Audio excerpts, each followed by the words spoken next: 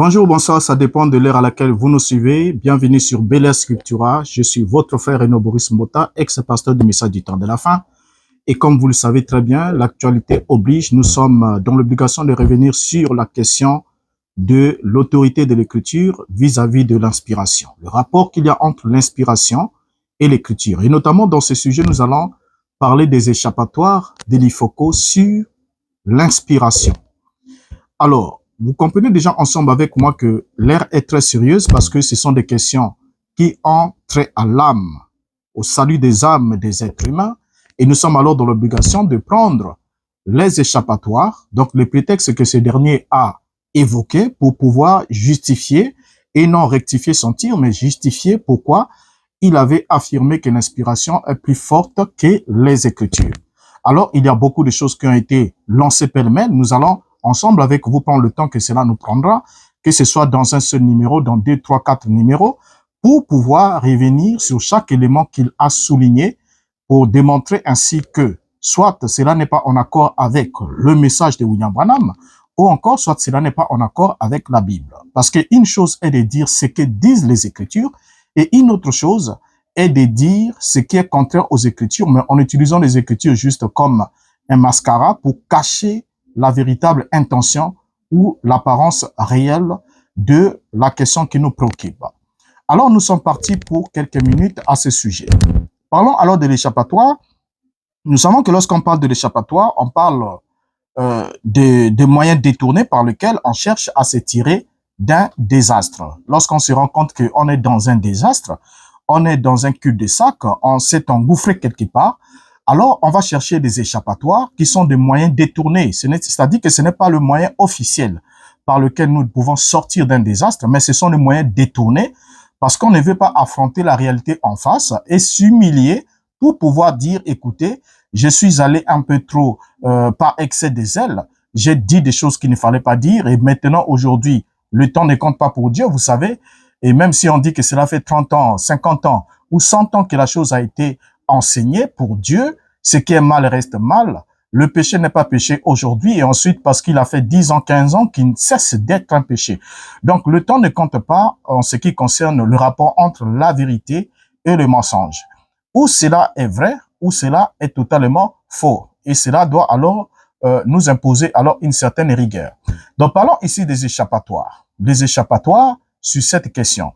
Et notons ensemble que le nom d'abord échappatoire est du genre féminin.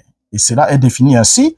Et il vient du verbe latin escapare, qui a donné échapper littéralement, sortir de la chape ou de la capa. En d'autres termes, lorsque par exemple vous poursuivez quelqu'un et que la personne est revêtue d'un manteau et lorsque vous attrapez, la personne se détache et vous laisse avec le manteau en main. En d'autres termes, vous avez le manteau, vous pensez l'avoir attrapé, mais enfin lui, il s'est éclipsé.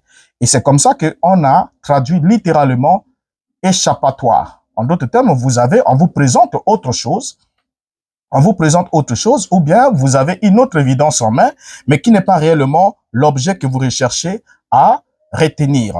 Ainsi dit, échappatoire a pour synonyme la dérobade et expédient, faux-fuyant, fuite ici, pantalonnade, pirouette, porte de sortie, prétexte, sortie et encore subterfuge.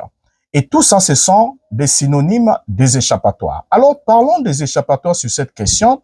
En tout cas, prenez votre stylo, prenez votre temps parce que nous allons y procéder de façon chirurgicale pour pouvoir aider ceux qui ont semblé, ceux qui ont déjà été pris dans le piège et ceux qui semblent être attirés par cette réponse qui semble à l'apparence mielleuse, mais qui est remplie encore de mensonges et de contradictions. Et c'est ce que nous allons alors démontrer ensemble avec vous. Maintenant, avant de continuer avec notre sujet, j'aimerais qu'on ne parle pas sans les intéressés qui ont mené cette polémique sur la question, qui nous a permis de regarder encore de fond en comble sur cette question.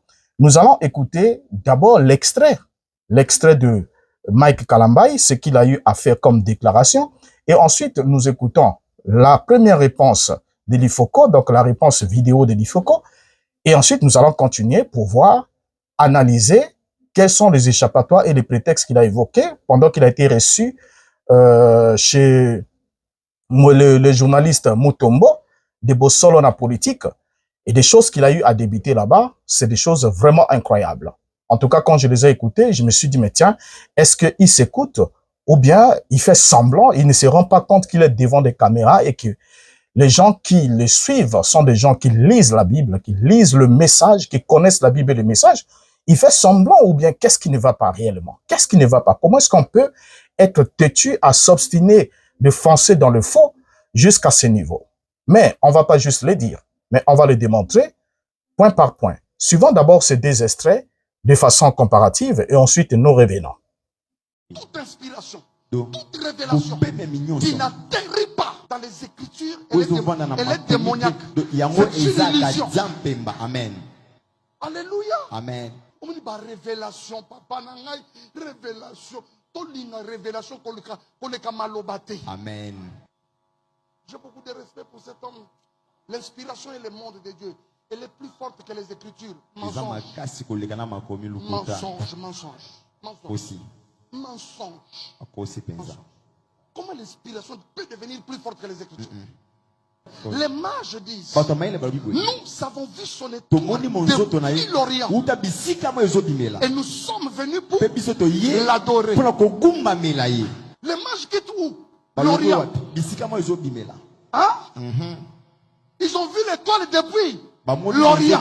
Ils se mettent à suivre l'étoile. Mais comment l'étoile, au lieu de les amener là où ils devaient adorer, vous savez là où l'étoile les a amenés? L'étoile les a amenés à Jérusalem.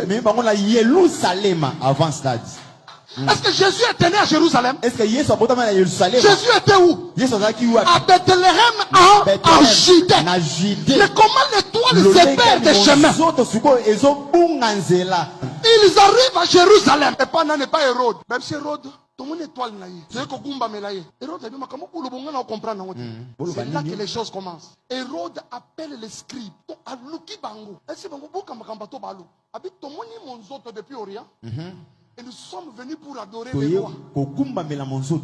Et nous avons dit, mais bino ba prophète, bino ba tomayele, bino ba scribe, ba komi ya mikanda. Bino kananu boye ba makambo ba lo bezani. Tango ba yoki yango ba lo bite zela.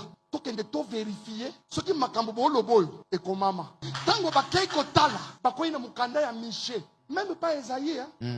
Mais Esaïe c'est moi après. Un fils nous est né. Non, pas ça. Ça c'est après. Miché d'abord. Miché Béthil sur le lobby. Et toi, Judas, fille de David. Ah oui, bah il n'y a pas Hérode. Oui, Tokutiango. Et comment pas Miché comment qui Makamboy. Makamboy est un solo. Alléluia. Amen. Qu'est-ce que cela veut dire? Quand il y a l'inspiration, il fait quoi dans ma commis? Alléluia. Amen. Soubassement nango ezali komi. Frères et sœurs, que le Seigneur vous bénisse richement. Et il y a eu beaucoup de frères qui m'ont appelé, les autres dans la colère, les autres dans les excès et tout, par rapport à une déclaration qu'on a écoutée comme quoi, quand quelqu'un chante que l'inspiration est plus forte que les Écritures, c'est diabolique, c'est satanique. Mais ici, je voulais parler à nos frères. Tout d'abord, Frère Branham dit comment puis-je vaincre Jeffersonville du 25/8/63 le matin, paragraphe 117. Jésus a dit, oui, mais il est aussi écrit, là vous y êtes, vous voyez, il savait qui il était. Satan a fait, la pensée va plus loin que ce qui est écrit. La pensée va plus loin que l'écriture. Vous voyez, c'est ça l'inspiration, c'est l'inspiration.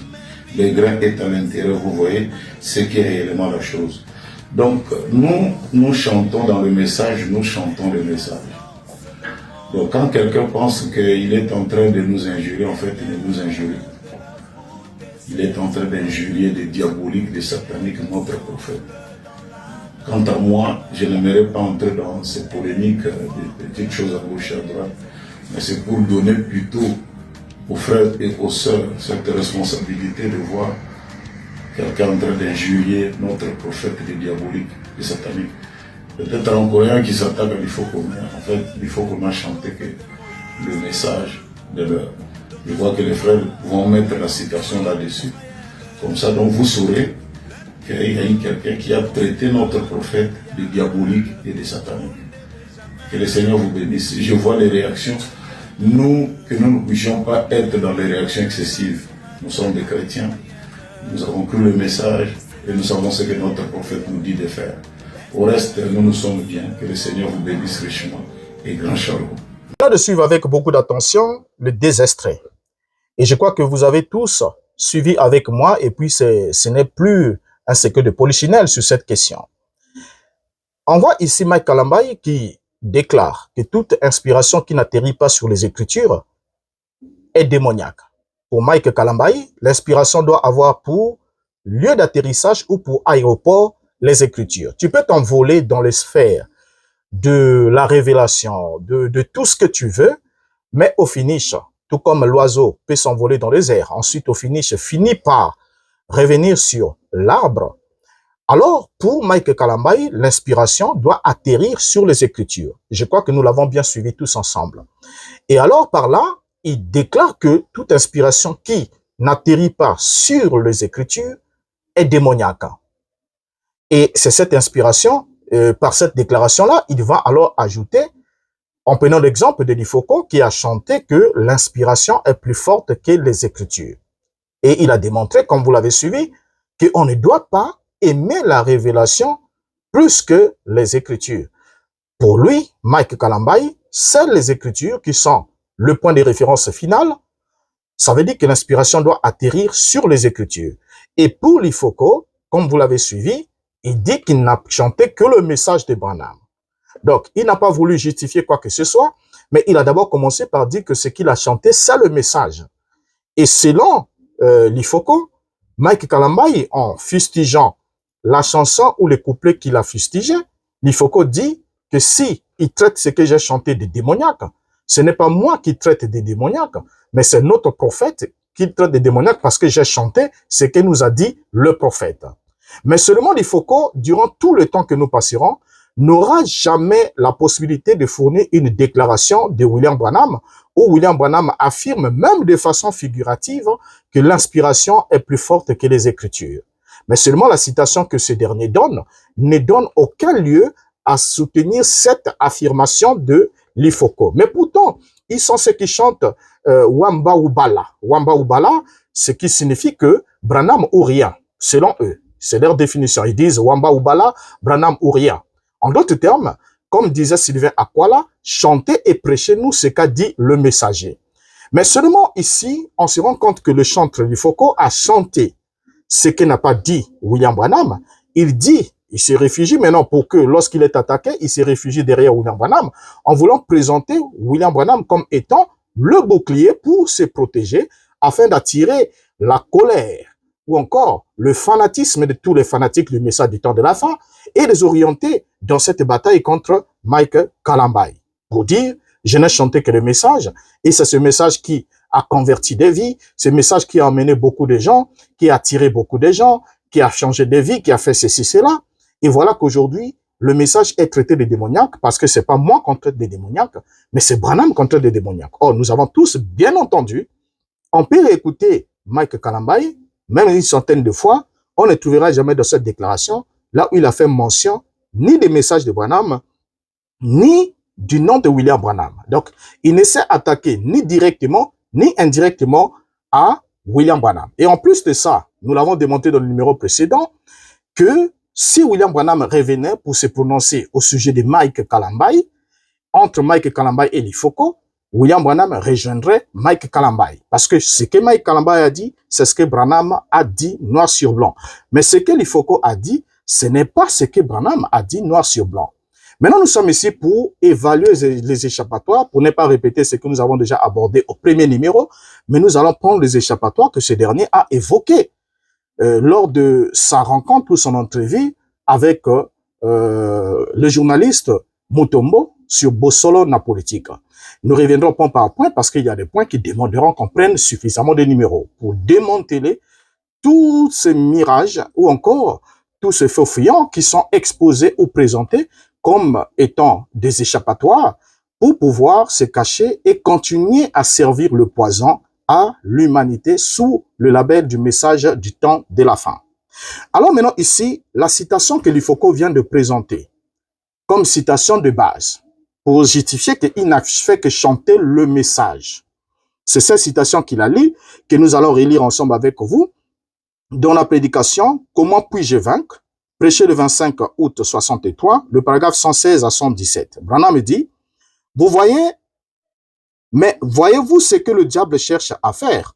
Le diable veut que vous l'écoutiez. Lui, il n'écoutait que ce que le Père lui dictait. C'est vrai. Et il a dit, eh bien, a dit Satan, il est écrit qu'il donnera des ordres aux anges. Il a dit, oui, mais il est aussi écrit. Voyez, c'est ça. Voyez, il savait qui il était. Satan a fait. La pensée est plus profonde que ce qui est écrit là. Voyez, il y a une inspiration. Le noyau est à l'intérieur de cela. Vous voyez la réalité de la chose. Alors, cette citation ici, en tout cas, sauf si on veut faire suffisamment de pirouettes, dans la citation ici, Branham est en train de rapporter la tentation de Jésus par le diable. Et Branham ici souligne que Jésus a vaincu le diable en lui présentant l'écriture. Pourtant, il pouvait se passer de l'écriture si l'écriture ne servait à rien, mais il a présenté l'écriture. À chaque attaque sauvage du diable, Jésus répondait toujours par « il est écrit ». Et lorsque le diable a pris « il est écrit » déformé, Jésus répond maintenant par « il est aussi écrit ». Voyez? Alors donc ici, là, on voit que dans cette bataille, c'est l'écriture qui était l'arme de pointe utilisée par Jésus pour livrer cette bataille contre le diable. Ça n'a jamais été une pensée quelconque, c'est l'écriture, c'est ce qui était déjà écrit que Jésus n'a fait que répéter devant Satan. Et c'est comme ça que dans toutes les trois tentations, Jésus a utilisé uniquement l'écriture pour vaincre.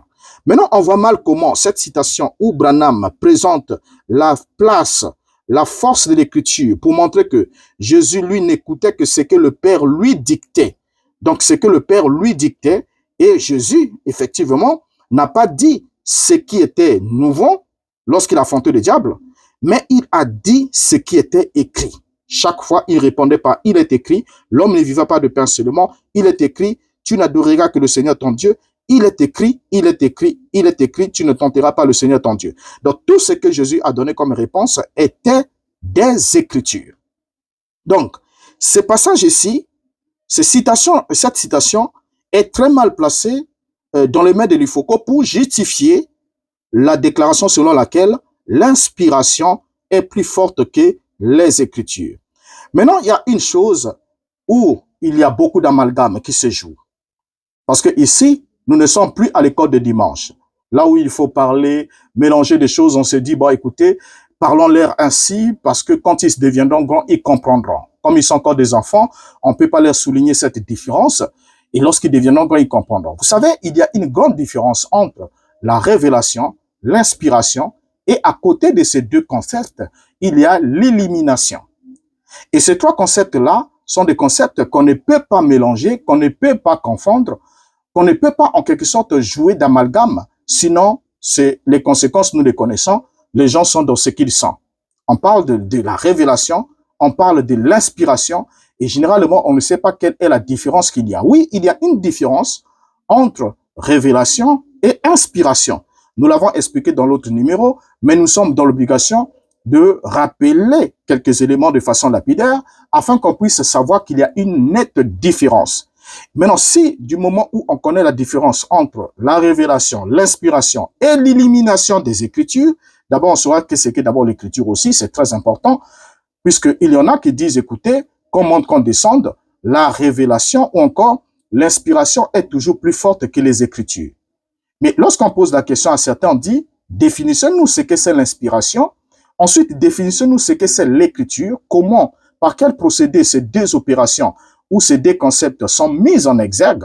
Et ensuite, nous verrons s'il y a lieu d'établir une comparaison pour savoir qu'est-ce qui est plus fort entre l'inspiration et l'écriture. Mais là, quand on arrive à cette question, il n'y a pas de réponse précise. Maintenant, ici, on doit d'abord noter une chose que, bien que les termes révélation et inspiration divine soient des termes utilisés souvent par beaucoup d'entre nous de façon synonyme, Mais les gens l'utilisent de façon synonyme par ignorance. Ce n'est pas parce qu'ils sont sachants, parce que s'ils connaissaient réellement le fond de ces deux concepts, ils n'utiliseraient pas ces deux concepts de façon synonyme. Et vous allez voir qu'il y a une nette différence entre l'inspiration et la révélation. Vous voyez? Alors, il existe une différence entre les deux concepts. Et comprendre la différence qui existe entre les deux concepts, entre la révélation et l'inspiration divine, est essentiel pour la compréhension et pour pouvoir se fixer au sujet de ce qui se passe maintenant. Et une bonne compréhension de l'usage de chacun de ces termes permettra ainsi d'éviter toute confusion et tout amalgame au sujet de ces deux concepts. Alors, pour commencer la révélation, lorsqu'on parle de la révélation, nous le savons très bien, pour ceux qui ne le savent pas, on le rappelle, la révélation, c'est plutôt le dévoilement des vérités, les dévoilements de vérités qui ne pouvaient être connus autrement que par le truchement de l'action divine. En d'autres termes, c'est Dieu qui transmet directement une information à une personne. Donc Dieu parle à une personne, et lorsque Dieu parle à quelqu'un, donc c'est une relation. C'est une intervention verticale. Vous voyez, verticale, en d'autres termes, cela se passe entre Dieu et l'homme. Lorsque Dieu livre une information à l'homme, le canal par lequel Dieu livre une information à l'homme, c'est le canal qu'on appelle la révélation, qui est, en d'autres termes, la transmission de la vérité divine à l'homme. Donc, c'est Dieu qui s'adresse à un homme. Et ça, c'est la définition la plus simple de la révélation. Dieu s'adresse à un homme pour, en quelque sorte, ôter le voile de l'ignorance et changer la visibilité de l'homme sur une question qui semblait être sombre à ces derniers. Donc, lorsque Dieu communique avec un être humain, on parle alors de la révélation. Donc, la révélation biblique ou le dévoilement est un acte divin par lequel Dieu communique à l'homme les choses ou encore les vérités qu'il ne pourrait pas découvrir autrement que par les canaux de Dieu lui-même. Ainsi dit, par exemple, nous prenons lorsque Pierre a confessé l'identité de Yeshua, que Yeshua était le Mashiach, le Fils de Dieu, et Jésus lui avait dit que cette confession qu'il avait faite ne détonnait pas, ne revenait pas, ou encore n'était pas le produit de l'œuvre de la chair ou du sang, parce qu'il lui a dit réellement que c'est pas la chair et le sang qui l'ont révélé cela.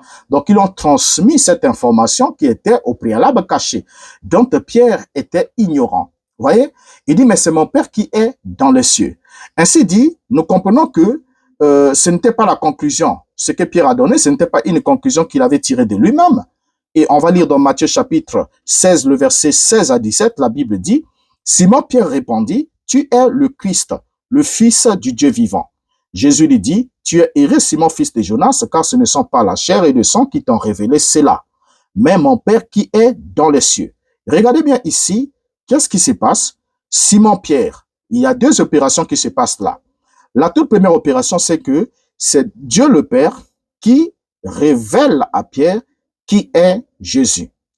Il révèle à Pierre qui est Jésus. Donc la communication de cette vérité dans l'esprit de l'apôtre Pierre, c'est ça la révélation. Parce que Jésus dit, ce n'est pas la chair et le sang qui t'ont révélé cela.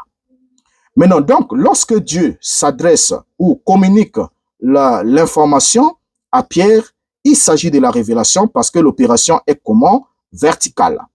Vous voyez, donc l'information vient de Dieu, l'information atterrit en Pierre. Alors, Pierre pouvait recevoir cette révélation, et aussi longtemps que cette révélation est en Pierre, et que cette révélation n'a pas motivé l'action de Pierre, cette révélation n'a pas motivé l'expression de Pierre, elle demeurait une révélation interne en lui-même. Maintenant, Pierre donne la réponse à Jésus, parce que c'était une question, il fallait donner la réponse. Mais Pierre vient de recevoir la révélation. Et lorsque Pierre parle à Jésus et aux autres, Pierre n'est pas en train de révéler quelque chose. Parce que Jésus savait qui il était. Donc Pierre ne lui révèle rien. Mais Pierre parle sous la pulsion de l'esprit. C'est à ce moment-là qu'on parle de l'inspiration. Regardez bien.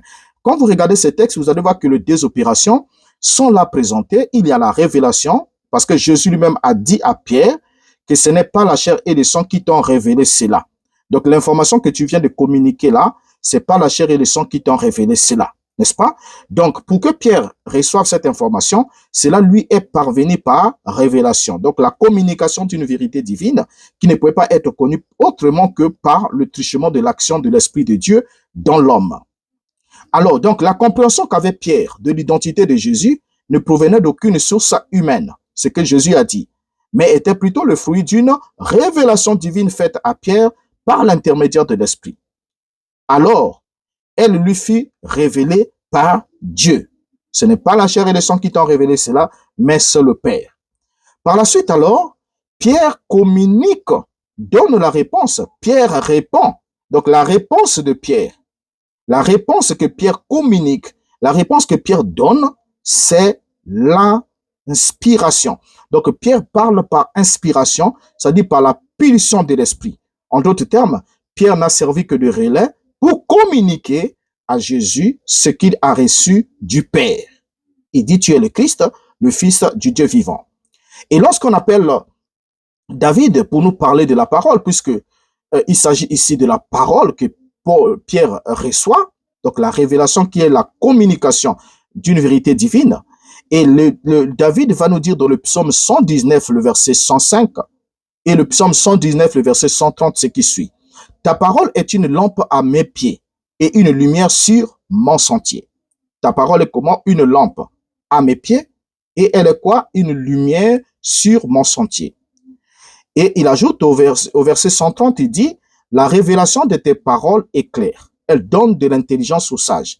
Qu'est-ce qui est clair? La révélation de tes paroles. Donc Dieu transmet ses paroles par révélation. Donc lorsque Dieu parle à un homme, il parle, c'est-à-dire que cette action-là est une révélation de Dieu.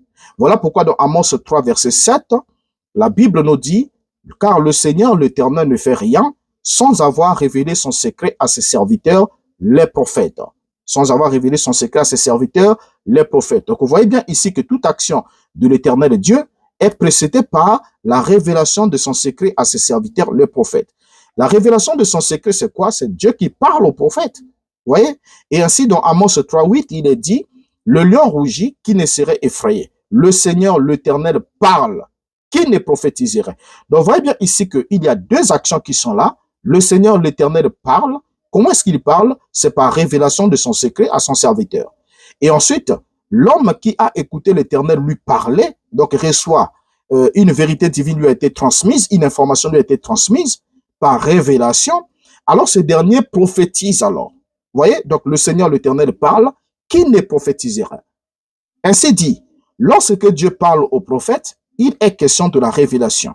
Ensuite, le prophète parle aux hommes de la part de Dieu sous la puissance du Saint-Esprit, et c'est là qu'on parle de l'inspiration. Et par définition, alors, on comprend que lorsqu'on parle de l'inspiration divine, on est en face de la transmission d'une information reçue par révélation. Donc, on transmet une information reçue par révélation. Et cette transmission se fait alors sous la pulsion de l'esprit. C'est la communication d'un prophète. Un prophète communique. Il dit des paroles inspirées. Parce que ce qu'il dit, il ne le dit pas de lui-même. Il l'a reçu de la part de Dieu. Et cette réception de cette information, la réception de cette information est la révélation. Ne l'oublions jamais. Si on a des doutes, on a des problèmes sur la définition de la révélation, interrogeons Jésus devant Pierre. Il dit, ce n'est pas la chair et le sang qui t'ont fait quoi? Qui t'ont inspiré cela? Non. Qui ont fait quoi? Qui t'ont révélé cela? Mais c'est mon Père qui est dans le ciel. C'est pas mon Père qui t'a inspiré, mais mon Père t'a révélé. Donc, il y a une révélation. Et la révélation par la suite est alors transmise sous forme d'information pour que celui qui l'a reçu puisse alors communiquer ce dernier. Et c'est pour cette raison que lorsque nous lisons ici, dans Hébreux chapitre 1er, le verset 1er, la Bible nous dit quoi? Après avoir autrefois, à plusieurs reprises et de plusieurs manières, parlé à nos pères par les prophètes, vous voyez, donc ici, là, la Bible est claire, Dieu a de plusieurs fois, à plusieurs reprises et de plusieurs manières, il a fait quoi? Il a parlé à nos pères. Là, ce sont des Hébreux, bien sûr. Nos pères par quoi? Par les prophètes. Qui a parlé? C'est Dieu. Il a parlé par les prophètes. Mais comment cela s'est alors fait? 2 Pierre chapitre 1, le verset 21, l'apôtre Pierre ajoute, il dit, car ce n'est pas par une volonté d'homme qu'une prophétie a jamais été apportée, mais c'est poussé par le Saint-Esprit que les hommes ont parlé de la part de Dieu. Donc c'est cette communication-là. Vous voyez bien, les hommes parlent de la part de Dieu sous la pulsion de l'Esprit. Ainsi, nous constatons que Pierre parle de la prophétie de l'Écriture, voilà, de la prophétie de l'Écriture, qui ne doit faire l'objet d'aucune interprétation, d'une interprétation particulière. Pourquoi? Parce que ce n'est pas par une volonté d'homme qu'une prophétie a jamais été apportée. Et comme aucune prophétie n'a été apportée par une volonté d'homme, alors aucune prophétie ne doit faire l'objet aussi d'une interprétation d'homme. C'est ce que Pierre est en train de dire ici. Vous voyez? Et il parle de la prophétie de l'Écriture. Donc, il nous montre ici que,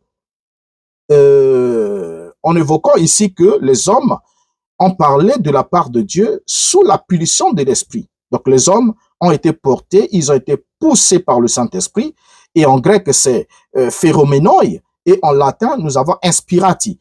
Donc, les hommes ont été inspirés. En d'autres termes, ils ont été poussés par l'Esprit à faire quoi? À parler de la part de Dieu. Parler de la part de Dieu signifie ici prophétiser, signifie ici communiquer une information reçue de Dieu aux hommes. Donc, ainsi dit le prophète ici, n'était en quelque sorte que comme une courroie de transmission entre les deux engrenages d'un système. Dieu d'un côté et les êtres humains de l'autre. Alors donc, ils n'ont pas seulement parlé de la part de Dieu, mais certains d'entre eux aussi ont écrit de la part de Dieu. Ainsi, tout ce qu'ils ont dit de la part de Dieu n'était pas écrit. Mais lorsque ce qui a été dit a été par la suite consigné sous forme d'écriture, alors cela devenait ce qu'on appelle l'écriture. Donc, on comprend en un simple mot, en une phrase simple, que la révélation est la transmission d'une information à l'homme. Dieu parle au prophète par révélation. Il a dit dans Nombre chapitre 12, lorsqu'il y aura un prophète parmi vous, un songeur, moi je me révélerai à lui par des songes ou par des visions. Je me ferai connaître à lui. Mais il n'en est pas ainsi de mon serviteur Moïse. Je lui parle de bouche à l'oreille, de bouche à bouche, et il voit une représentation de l'Éternel et je lui parle sans énigme. Donc, vous voyez bien ici que lorsque Dieu parle au prophète, Dieu lui-même utilise des termes révélés. C'est-à-dire qu'il transmet une information inconnue jusqu'à là, qui n'était pas portée à la connaissance de ces derniers. Il lui transmet cette information-là. C'est la révélation. Et ensuite, lorsque l'homme qui a reçu la révélation de la part de Dieu transmet à son tour cette information à qui de droit, il parle alors sous la pulsion de l'Esprit, parce que ce qu'il communique n'est pas sa parole. Voilà pourquoi il disait, ainsi parle l'Éternel. Donc, ils ont parlé de la part de Dieu sous la pulsion de l'Esprit. Donc, l'information qu'ils vont alors communiquer est une information inspirée. Et à ce moment-là, ils deviennent alors des hommes comment? Inspirés. C'est un homme inspiré, c'est-à-dire qui a été poussé par l'Esprit pour livrer une information reçue à qui de droit. Mais si la personne a reçu l'information, reçoit l'information, et la personne transmet l'information, c'est l'inspiration, et la personne peut aussi écrire l'information qu'il a reçue. Voilà pourquoi dans Habakkuk chapitre 2, le verset 1er à 2, nous avons lu, la Bible nous dit, « J'étais à mon poste et je me tenais sur la tour, je veillais pour voir ce que l'Éternel me dirait et ce que je répliquerais après ma plainte. » Et le verset 2e dit, « L'Éternel m'adressa la parole et dit, écris la prophétie, grave-la sur des tables afin qu'on la lise couramment. » Ainsi, vous voyez ici ensemble avec moi que le prophète Habakkuk qui reçoit l'information qui est la prophétie, l'annonce d'un événement futur, reçoit alors l'ordre de la part de Dieu, au 10e verset, de transcrire la prophétie qui était une révélation, soit une parole qui lui a été communiquée par Dieu. Et lorsque ce dernier transcrit alors la prophétie, donc il agit sous la puissance de l'Esprit, Dieu le pousse alors à écrire ce qu'il lui a déjà donné comme information. Alors là, il s'agit de l'inspiration. Et ainsi, dans 2 Pierre chapitre 1, verset 20, l'apôtre Pierre va dire, sachant tout d'abord, vous-même, qu'aucune prophétie de l'Écriture ne peut être un objet d'interprétation particulière. C'est là, vous voyez bien le mot, je l'ai mis en gras, prophétie de l'Écriture. Alors, lorsqu'on parle de la prophétie de l'Écriture, la Bible, on doit comprendre ainsi que la Bible tout entière est bien précise. La Bible est bien précise et elle nous dit que la prophétie de l'Écriture est une écriture inspirée. Ça veut dire que ce n'est pas par une volonté d'homme que cette prophétie de l'Écriture a été notée, mais c'est sous la pulsion de l'Esprit. Donc c'est Dieu lui-même qui ordonne et qui pousse l'homme par son esprit à transcrire une information qu'il a reçue de lui, dans un but bien défini. Puisqu'il a dit dans Habakkuk, écris-la afin qu'on la lise couramment. Donc il voulait que tout le monde ait la connaissance de cette prophétie. Et quand on la lit couramment, c'est pour faire quoi? Pour donner l'interprétation? Non, ça ne doit pas faire l'objet d'une interprétation particulière. Parce que celui qui l'a écrit sous la pulsion de l'esprit. Alors personne ne peut faire une interprétation particulière parce que c'est pas le produit d'une volonté de l'homme. Parce que la prophétie la prophétie de l'Écriture ne découlant pas de la volonté humaine, alors elle n'a pas besoin d'une interprétation humaine. Elle doit juste être lue, observée et attendue pour être réalisée au temps ou dans les délais qui ont été fixés. Une fois que celle-ci se réalise, on glorifie Dieu parce que Dieu l'avait annoncé et Dieu l'a fait, que son nom soit glorifié. C'était ça l'attitude qu'on devait avoir vis-à-vis de la prophétie de l'Écriture. Ainsi dit, on voit ici que l'inspiration est la transmission de la révélation. Voilà, la transmission de la révélation et aussi l'écriture, soit la transcription de la révélation. Donc l'inspiration intervient alors dans ces cas-là, quand il s'agit, parce qu'on veut arriver jusqu'à l'écriture pour voir comment l'écriture est née. Donc l'écriture est née parce que un homme a d'abord reçu la révélation de la part de Dieu, c'est-à-dire que Dieu a parlé à un homme, et ensuite cet homme a été poussé par l'esprit à parler de la part de Dieu, donc à transmettre l'information reçue de la part de Dieu, parce que lorsqu'un homme parle pendant que Dieu ne l'a pas parlé, il est faux prophète. Ça, vous le savez déjà, vous voyez, parce que Dieu dans Jérémie dit, je ne leur ai pas parlé, mais ils ont prophétisé des mensonges. Parce que je ne leur ai pas parlé, je ne leur ai pas donné d'ordre, ils n'ont rien entendu de moi, ni vu une vision de moi, rien. Voilà. Donc, lorsque un homme parle sans avoir écouté Dieu le parler, alors il est un faux prophète parce qu'il transmet la connaissance humaine, il transmet le produit de ses rêveries. Et voilà pourquoi Dieu, pour confondre ce genre de personnes-là, il ne permettait pas ou ne réalisait pas ce que ces derniers disaient. Quelle que soit la pression qui se dégageait dans cette déclaration-là, Dieu, pour confirmer, au fait, Dieu n'avait pas besoin de le faire 2 ou 3 fois. Hein. Dès que quelqu'un donne une prétendue prophétie, annonçant un événement futur, et si l'événement échoue, vous comprenez que la personne est classifiée faux prophète. Il n'y avait pas de repentance pour ça, pour dire que voilà, il avait donné une fausse prophétie, il doit venir dire, pardonnez-moi, j'avais prophétisé en faux. Non, mais dorénavant, au fait, en Israël, il n'y avait pas ça. En Israël, la peine, c'était la mise à mort. Donc, on vous mettait à mort. Maintenant, chez nous, comme on n'est pas dans la dispensation de la lettre qui tue, dans la dispensation de l'esprit, ce qu'on devrait faire, c'était quoi? C'était de ne pas avoir peur de la personne, de s'éloigner complètement de la personne, de comprendre que si la personne nous a déjà trompé une fois au nom de Dieu, c'est qu'il nous trompera encore et rien n'est sûr que cette source est une source recommandable pour qu'on puisse continuer à suivre cette source ou à l'écouter. Donc, ce principe-là est clair. On n'a pas besoin de 2 ou 3 fois pour dire non, il a échoué cette fois-ci, peut-être que la prochaine fois, ça va marcher, ou bien l'autre fois là-bas, ça avait marché, mais comme ça a échoué, non, il n'y a pas de problème, c'est un homme, hein, il peut toujours faillir, hein, mais il a déjà demandé pardon. Non, ça ne se passe pas comme ça sur le point de la prophétie. Donc, pour qu'il y ait inspiration, on le retient ensemble une bonne fois, parce que ce que nous sommes en train de traiter est très chirurgical. Il faut qu'on retienne la définition de ce concept une bonne fois.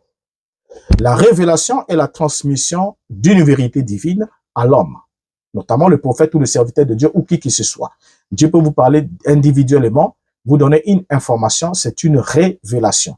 Parce que c'est quelque chose qui n'était pas porté à votre connaissance avant que Dieu ne vous en parle. Donc là, on parle d'une révélation. Cela est direct entre vous et Dieu. Maintenant, lorsque Dieu parle à un homme et cet homme-là vient vous parler, cet homme-là, ce que l'homme-là vous dit, il vous le dit sous l'inspiration divine.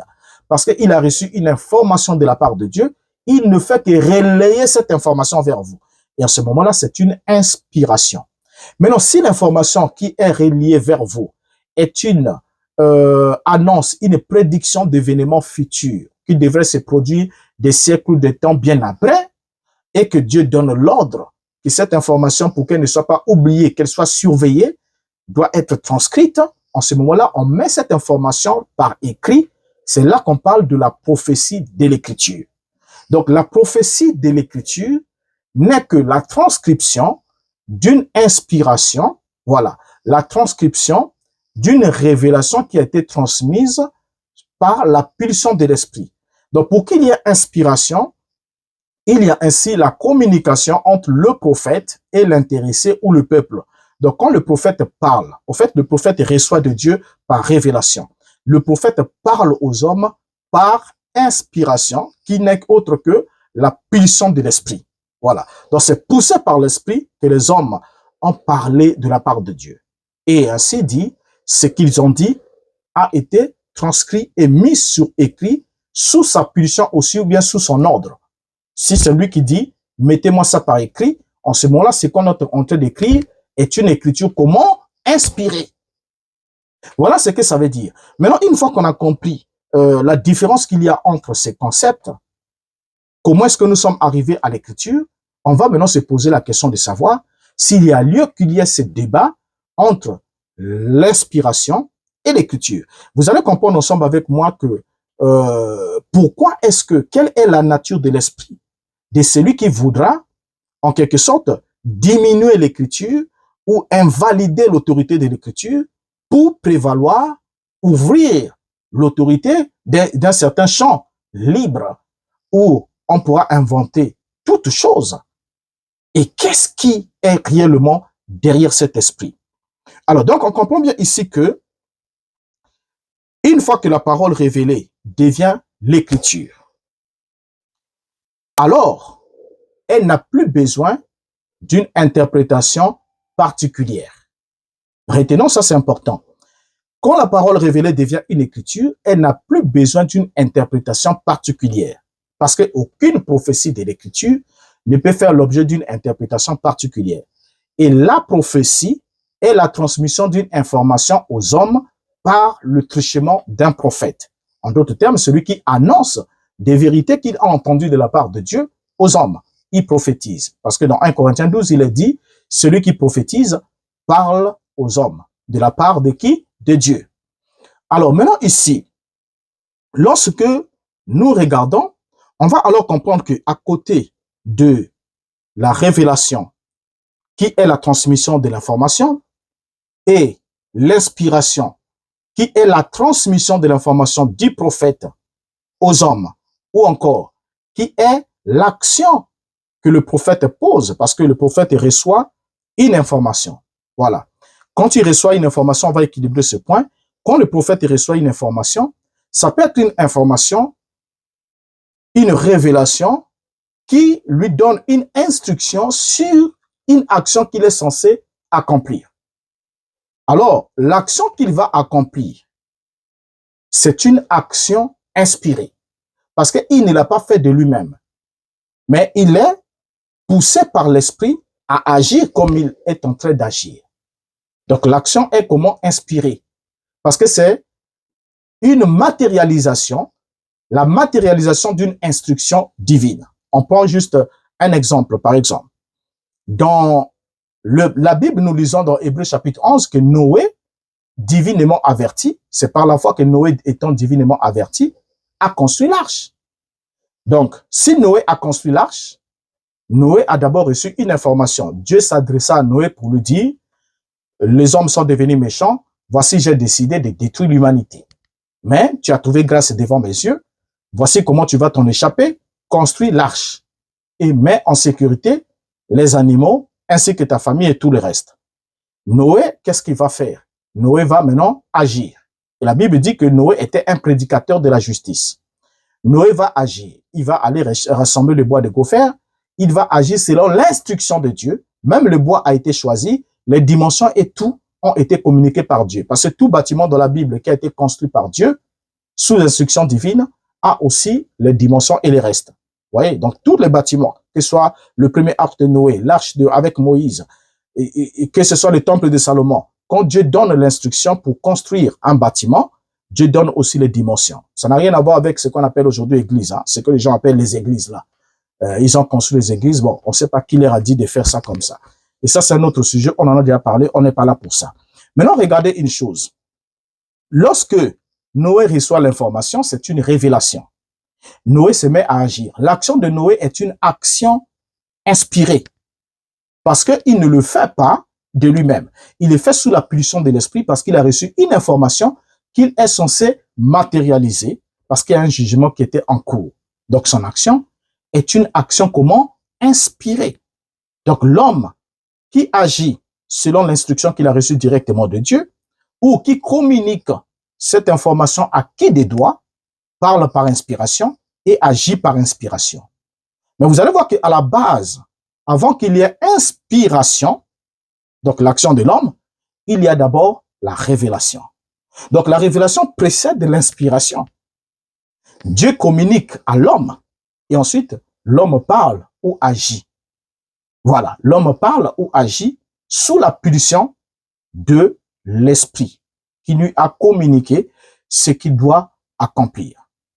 Ainsi dit, on voit bien ici que à côté de tout cela, il y a aussi besoin de l'élimination de l'esprit. Une fois que l'information prophétique a été transmise sous base de l'écriture, on a alors besoin d'une élimination de l'esprit en vue de la compréhension du contenu. Parce qu'on peut lire une écriture et ne pas comprendre le contenu. Pourquoi? Parce que on n'est pas illuminé.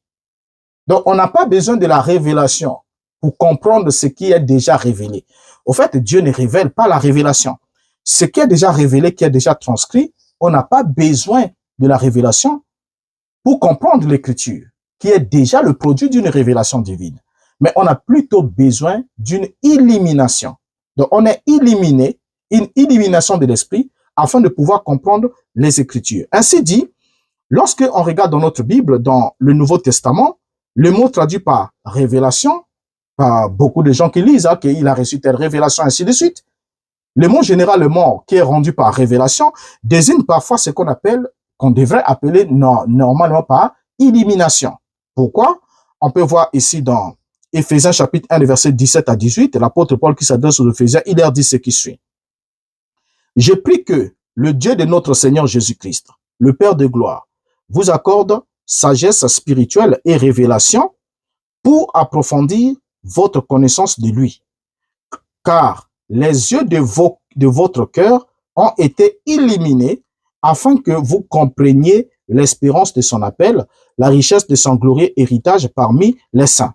Je reprends la version Louis II, il est dit, afin que le Dieu de notre Père, Jésus-Christ, afin que le Dieu de notre Seigneur Jésus-Christ, le Père de gloire, vous donne un esprit de sagesse et de révélation dans sa connaissance. Verset 18. Et qu'il illumine les yeux de votre cœur pour que vous sachiez quelle est l'espérance qui s'attache à son appel, quelle est la richesse de la gloire de son héritage qu'il réserve aux saints. Donc, vous voyez ici dans ce passage que Paul souhaitait que les Éphésiens puissent acquérir la sagesse spirituelle et la révélation dans leur connaissance de Dieu. Mais ensuite, la révélation dans ce contexte ici ne désigne pas ce que nous appelons généralement, comme on dit, le dévoilement, voilà. Mais c'est plutôt désigne ce que nous appelons illumination, c'est-à-dire que la capacité de comprendre les vérités de Dieu déjà révélées. Donc l'illumination, c'est ça, c'est cette capacité, cette aptitude à accéder à la compréhension de ce qui a déjà été révélé. Ainsi, les êtres humains ne peuvent transmettre la révélation divine. Aucun homme ne peut transmettre la révélation à un autre pour dire non, écoutez, et ce que j'ai écouté là, le pasteur, ça c'est vraiment une révélation qui m'a transmis. Non, c'est pas possible. C'est pas possible. La révélation n'a qu'une seule source, soit c'est Dieu. Voilà, c'est Dieu généralement qui révèle. Lorsqu'on parle de la révélation, c'est le dévoilement d'une vérité divine. Et quand le diable aussi parle, on parle pas de révélation, mais on parle d'inspiration, parce que le diable aussi inspire, Satan inspire. Nous avons déjà lu dans la Bible ici, la Bible dit que Satan inspira Judas. Et qu'est-ce que Judas a fait sous l'inspiration de Satan? Il est allé vendre la parole Yeshua. Voilà. Donc c'est ça. Donc Satan aussi inspire. Toute inspiration ne vient pas toujours de la source, n'est pas toujours de la source divine. Donc, les actions des hommes sont motivées soit par Dieu, soit par Satan, soit aussi par leurs propres mauvaises pensées. Ainsi, les êtres humains ne peuvent transmettre la révélation divine, mais ils ne peuvent que la recevoir. Vous voyez? Donc, un homme ne peut, au fait, au niveau de la révélation, aucun être humain ne peut transmettre la révélation divine. Mais les êtres humains ne peuvent que recevoir la révélation divine. Parce que quand ils parlent, ils ne révèlent rien, mais ils parlent sous la pulsion de l'esprit. Voilà. Ils parlent sous la pulsion de l'esprit. Ils font des déclarations inspirées. Donc, c'est juste par inspiration que ces derniers parlent. C'est pas par révélation. La révélation, c'est Dieu qui la transmet. La révélation ne vient pas de la chair et du sang. Jésus a dit, ce n'est pas la chair et le sang qui t'ont révélé cela. Voilà pourquoi quand on va plus loin avec l'apôtre Paul, il dit, l'évangile que je vous prêche, je ne l'ai pas reçu de la révélation d'un homme. Je ne l'ai pas reçu d'un homme, ni de qui que ce soit, ni d'une chair, ni de quoi que ce soit, mais je l'ai reçu par une révélation divine. Donc, vous voyez ici là que lorsqu'on parle de la révélation de la Bible, Paul ne dit pas avoir reçu la révélation venant d'un homme. La révélation vient toujours de Dieu. Ainsi dit, lorsque nous regardons ici dans la parole, on évolue, lorsque le croyant reçoit la révélation, ils reçoivent la révélation surnaturelle, ensuite, ils peuvent transmettre cette révélation. La transmission de la révélation, c'est l'inspiration, comme on l'a dit. Et ainsi dit, ce don est réservé à quelques personnes qui sont élues à cet exercice. La capacité de recevoir la révélation divine. Ensuite, l'aptitude à transmettre n'est pas donnée à tout le monde. Voilà, n'est pas donnée à tout le monde dans le corps. Vous voyez? Donc, il y a déjà ce point qui est très important. Ainsi, par conséquent, dans le contexte de ce qui nous préoccupe ici sur l'inspiration et l'écriture, le mot traduit par révélation ne signifie pas la transmission de la vérité divine d'un homme à un autre, mais plutôt la compréhension lorsqu'il s'agit de l'illumination. Et c'est pour cela que lorsqu'on lit Luc chapitre 24, le verset 27, la Bible dit, parlant de Yeshua sur le chemin de Maïs avec les disciples après sa résurrection, nous lisons, et commençons par Moïse et par tous les prophètes, il leur expliqua dans toutes les Écritures ce qui les concernait. Vous voyez ici Yeshua, pour enseigner aux disciples que le Christ devait souffrir et ensuite être rejeté et ensuite être mis à mort et ensuite ressuscité et être élevé dans la gloire, la Bible dit qu'il a commencé par Moïse et par tous les prophètes.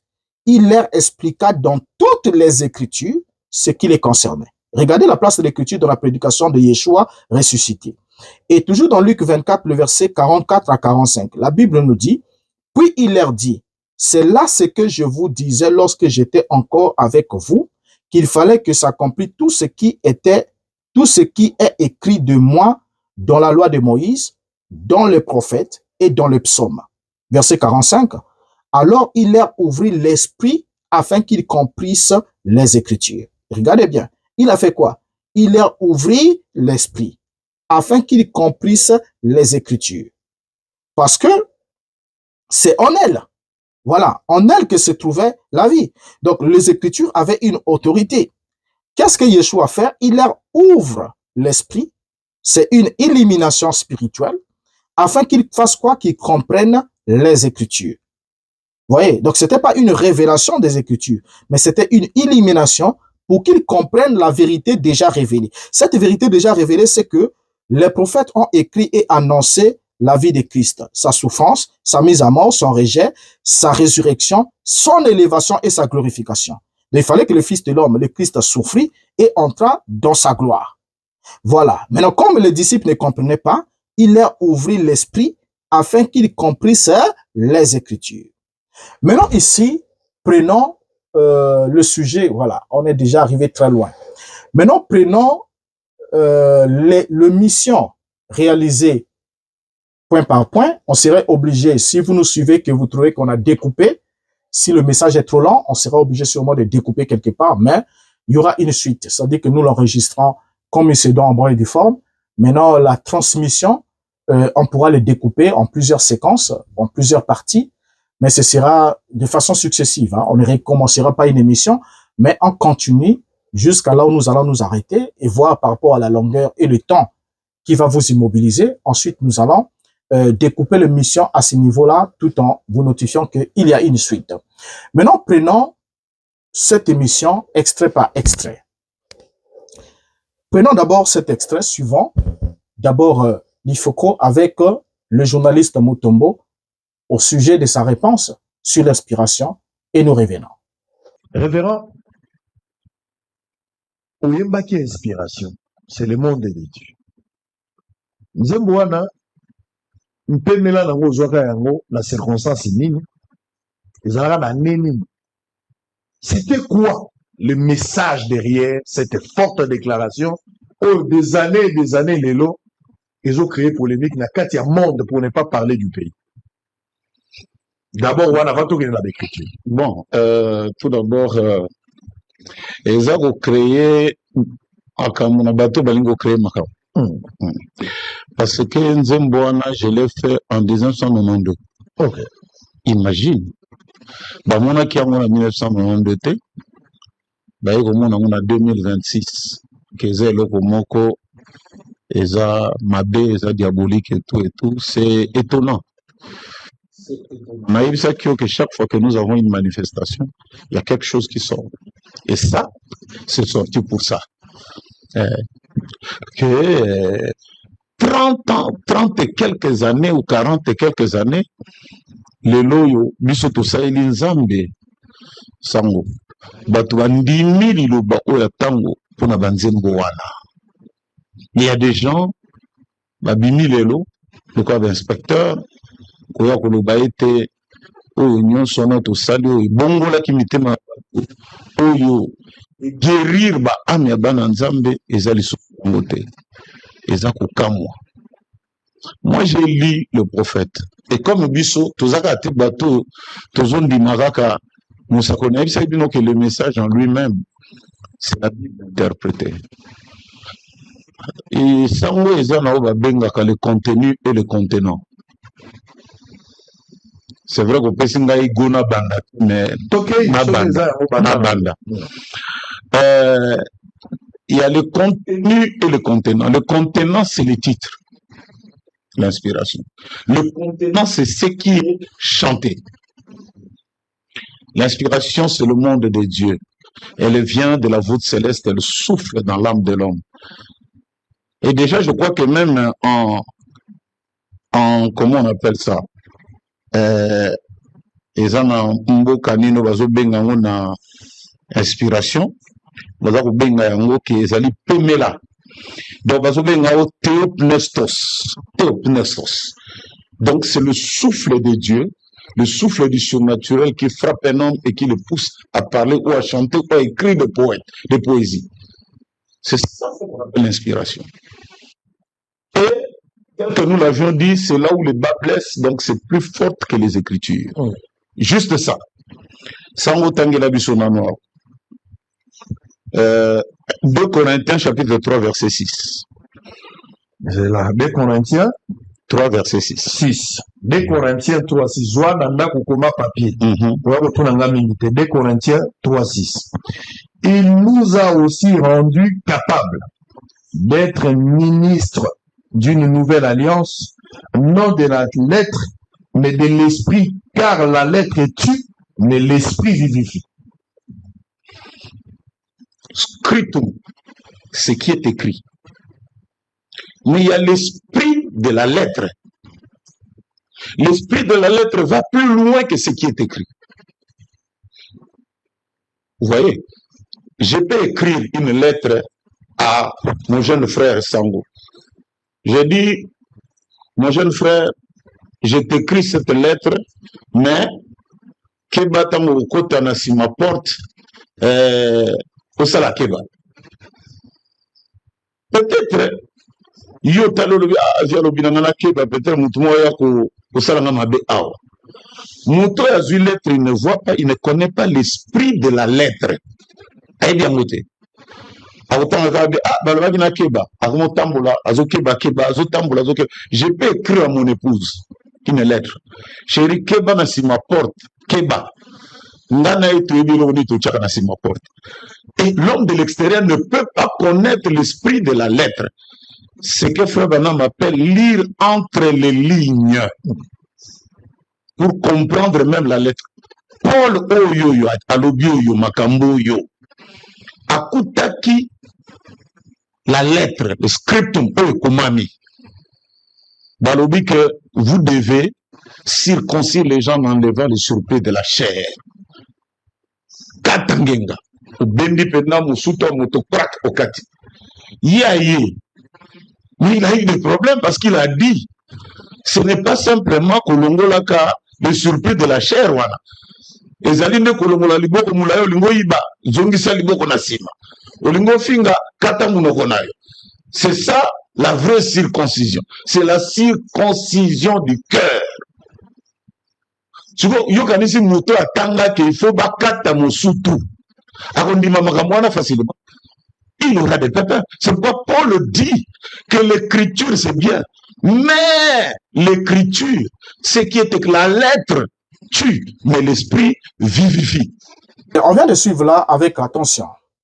Nous avons suivi comment ce dernier, en introduisant,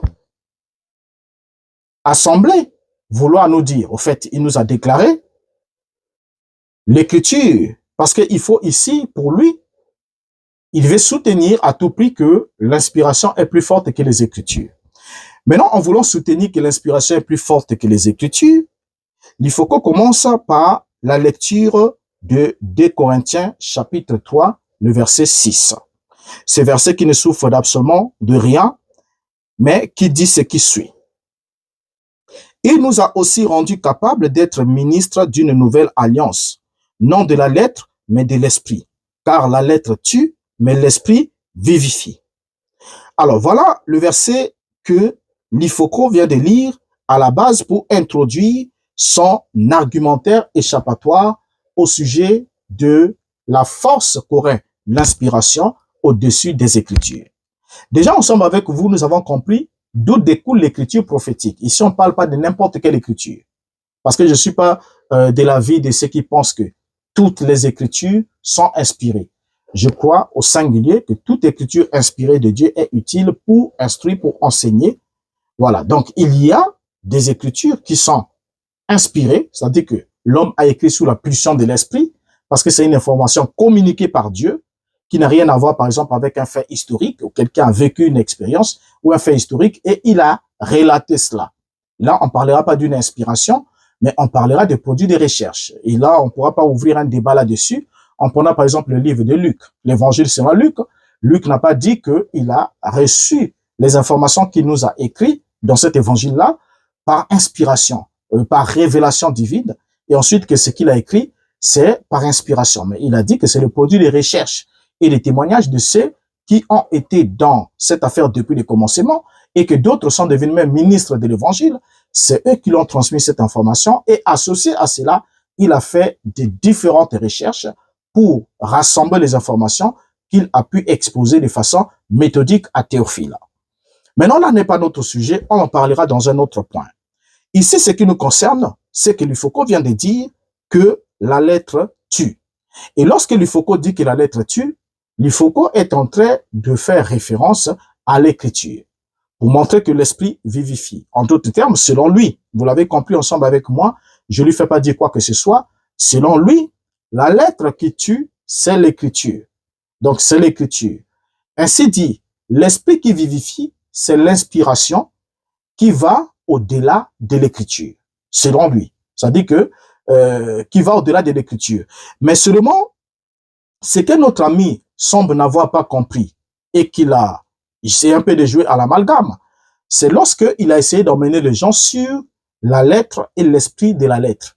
On dit que la lettre peut, en surface, avoir une certaine forme, donner une certaine orientation, une certaine information, mais que l'esprit, le fond, la compréhension soit autre chose. Mais c'est pas ce que Paul est en train de dire ici.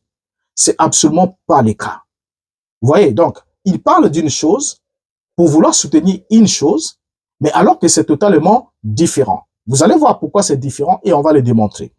Ici, l'apôtre Paul, lorsque Paul parle de la lettre qui tue, Paul est précis et nous allons ouvrir la Bible ensemble avec vous parce que c'est l'une des questions aussi qui revient souvent dans certains échanges.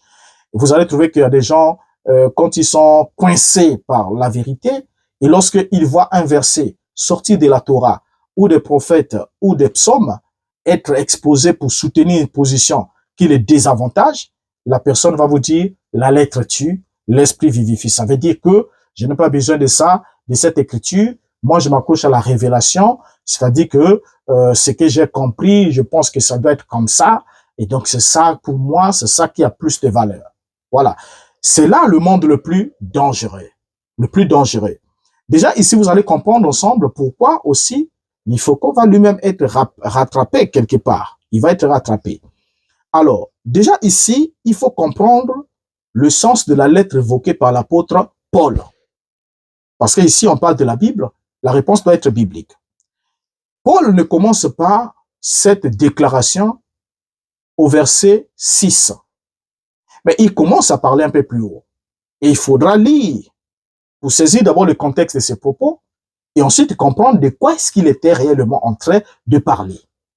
Est-ce que là, Paul était en train de montrer que l'écriture n'a pas de la force vitale et par conséquent, c'est l'esprit, c'est-à-dire la révélation, qui a la force vitale. C'est l'inspiration qui donne la vie et que l'écriture, lui, ne donne pas la vie, mais donne la mort. Est-ce que c'est ce que Paul est en train de dire? Maintenant, il faut qu'on lise Paul. Alors maintenant, soyons posés, asseyons-nous tranquillement et entrons alors dans la profondeur de cette dimension tout en s'attendant à ce que le Seigneur nous élimine.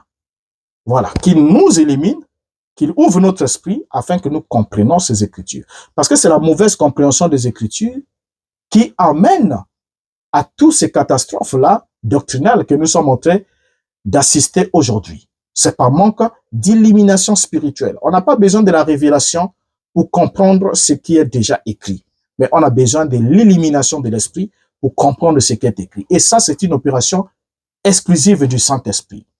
Maintenant, ici, nous reprenons Paul dans 2 Corinthiens 3 à partir du verset 3e. Qu'est-ce que le verset 3 nous dit? Vous êtes manifestement une lettre de Christ écrite par notre ministère, non avec de l'encre, mais avec l'esprit du Dieu vivant, non sur des tables de pierre, mais sur des tables de chair, sur les cœurs. C'est Paul. Regardez le verset attentivement. Qu'est-ce qu'on constate? J'ai essayé de mettre en gros caractère certains points pour attirer notre attention. Vous êtes, ici Paul s'adresse aux Corinthiens, à l'église corinthienne. Il leur montre, vous êtes manifestement une lettre de Christ. Vous, les Corinthiens, vous êtes quoi? Une lettre de Christ, écrite par notre ministère, non avec de l'encre.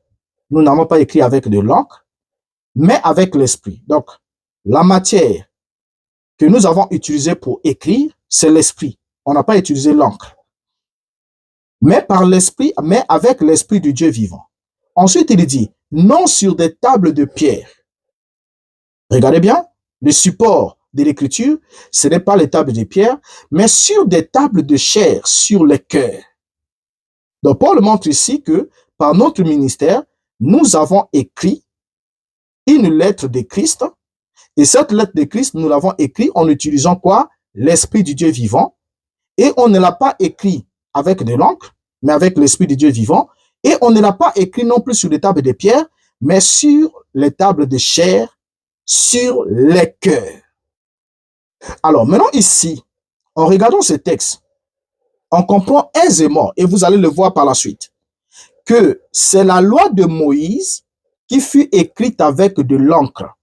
Paul ici est en train d'établir un contraste entre la loi de Moïse, on va l'expliquer, qui était écrit avec de l'encre, et ensuite, le contraste avec ce qu'ils sont en train de présenter ici, donc l'évangile de Christ, qui est écrit avec l'esprit du Dieu vivant. Il établit le contraste entre la loi de Moïse, qui est écrite avec de l'encre, et l'évangile qui est écrit avec l'esprit du Dieu vivant. Ainsi dit, lorsqu'il parle de table de pierre, ici Paul évoque la loi de Jéhovah, qui fut écrite sur les tables de pierre. il y a une distinction entre la loi de Moïse et la loi de l'Éternel ou la loi de Jéhovah Elohim. Et on va alors y aller avec l'apôtre Paul. Regardez bien, Paul utilise les deux éléments. Donc, il parle de l'encre qui est attachée à la loi de Moïse et il parle de table de pierre qui est attachée à la loi de Jéhovah. Donc, Paul met ainsi en contraste les matériaux de la transcription de deux types de lettres. Entre les lettres, la lettre de Christ et la lettre ancienne, c'est-à-dire celle qui est écrite avec de l'encre et celle qui est écrite sur les tables de pierre. Vous allez constater ici, ensemble avec moi, que Paul, en mettant en contraste les deux lois, il contraste la loi de Moïse avec la loi de Jéhovah Elohim et il le présente pour montrer que nous sommes alors dans une autre dimension, dans une autre dispensation où le matériau de l'écriture a changé.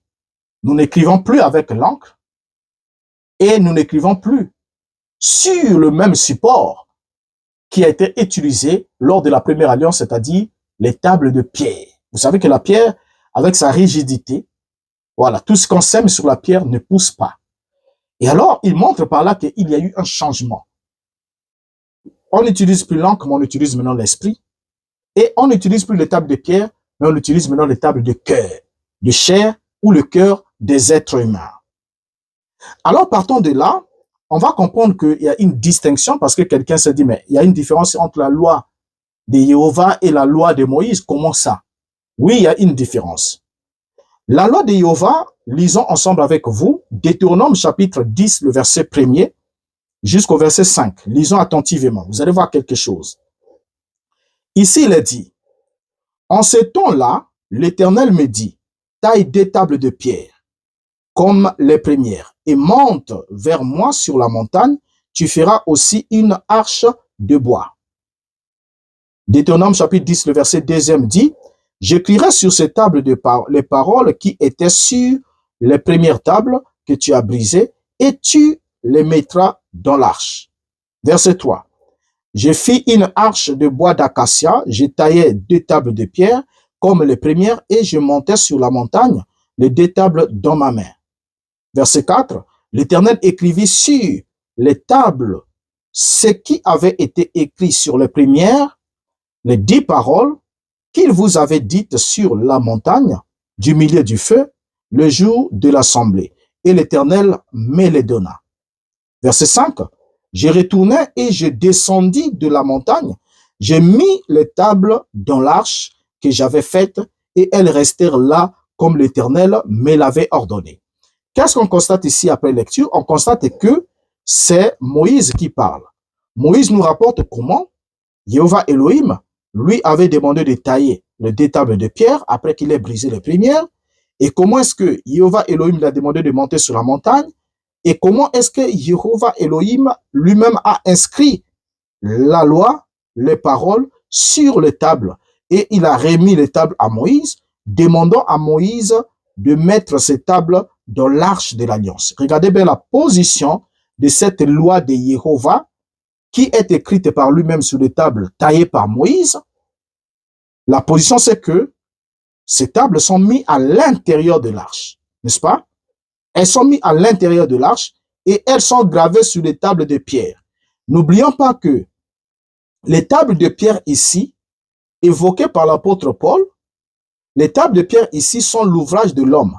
C'est-à-dire que c'est l'homme Moïse qui a taillé la pierre. Donc ça veut dire que c'est l'œuvre de l'homme. Mais sur cette œuvre de l'homme, Dieu a inscrit sa parole. Et lorsque l'apôtre Paul parle là-bas en haut, l'apôtre Paul n'établit pas le contraste avec l'écriture gravée sur les tables de pierre. Voilà.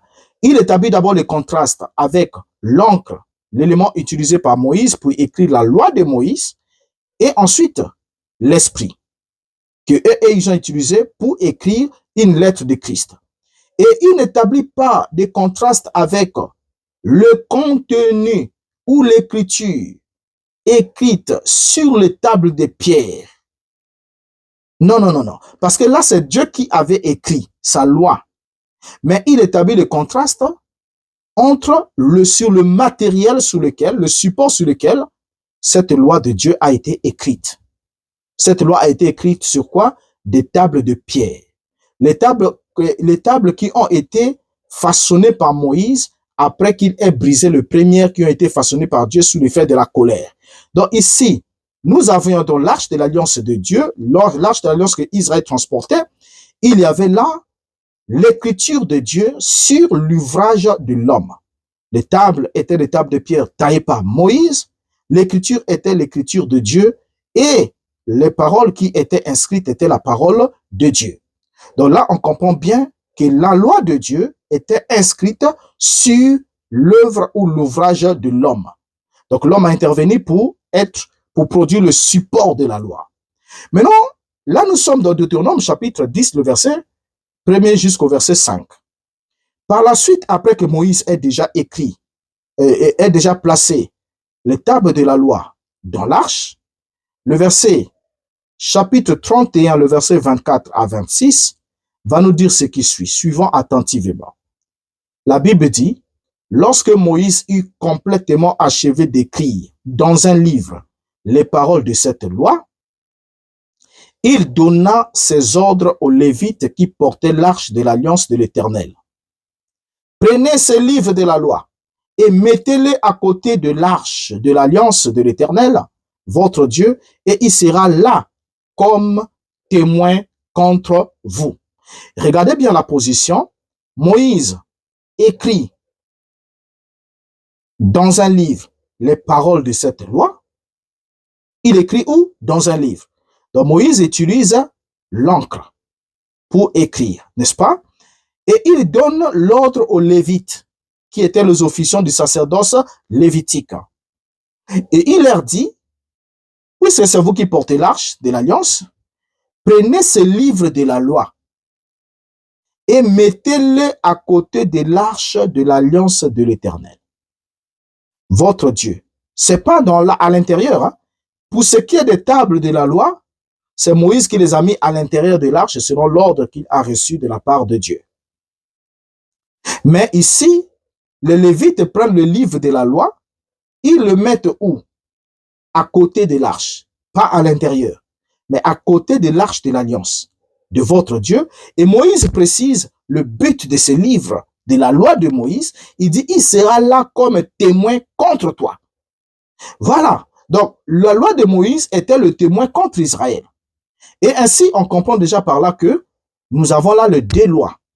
La première loi, c'est celle de Jéhovah Elohim, inscrite sur les tables de pierre, taillées par Moïse, qui était à l'intérieur de l'arche. Et la deuxième, nous avons la loi de Moïse, inscrite dans un livre, remis par Moïse aux Lévites, afin que cela soit placé à côté de l'arche, et non à l'intérieur de l'arche, mais à côté de l'arche. Vous voyez? Et avec quel but? Pour que cela soit comme un témoin contre Israël. Et lorsqu'on avance avec Daniel chapitre 9, le verset 11, Daniel va dire, dans sa prière, pour montrer la distinction entre les deux, Daniel va dire ce qui suit. Daniel 9, verset 11. Tout Israël a transgressé ta loi et s'est détourné pour ne pas écouter ta voix. Alors, se sont répandues sur nous les malédictions et les imprécations qui sont écrites dans la loi de Moïse, serviteur de Dieu, parce que nous avons péché contre Dieu. Regardez ici dans la prière de Daniel, Daniel établit bien une distinction entre les deux éléments. Il s'adresse à Jéhovah Elohim dans sa prière, il dit que tout Israël a transgressé ta loi et s'est détourné pour ne pas écouter ta voix. Alors se sont répandues sur nous les malédictions et les imprécations qui sont écrites dans la loi de Moïse, serviteur de Dieu, parce que nous avons péché contre Dieu. Donc le but de la loi de Moïse, c'était de prévoir la punition, les malédictions et les imprécations qui devraient poursuivre Israël au cas où Israël n'obéissait pas à la loi de Dieu. La loi de Dieu était à l'intérieur de l'arche, mais les malédictions et les imprécations qui devraient poursuivre ou se répandre sur ceux qui transgressaient la loi se trouvaient à l'extérieur de l'arche, notamment dans la loi de Moïse. C'est ainsi que, lorsqu'on revient avec Paul, dans 2 Corinthiens chapitre 3, le verset 6, Paul va dire, « Il nous a aussi rendus capables d'être ministres d'une nouvelle alliance, non de la lettre, mais de l'esprit, car la lettre tue, mais l'esprit vivifie. » Vous comprenez maintenant? Regardez bien. Maintenant, c'est là qu'on comprend qu'est-ce qu'est la lettre. La lettre ici évoquée par l'apôtre Paul, ce n'est rien d'autre que la loi de Moïse, qui n'avait pas de place à l'intérieur de l'arche, mais qui avait sa place à l'extérieur de l'arche et qui contenait les malédictions et les imprécations. Non seulement cela, mais qui contenait aussi les lois cérémoniales, les lois rituelles relatives au sacerdoce lévitique. Voilà pourquoi quand Moïse les a écrits ce livre de la loi, il l'a remis aux Lévites pour qu'ils placent ça à côté de l'arche, parce qu'il contenait les instructions pour leur service.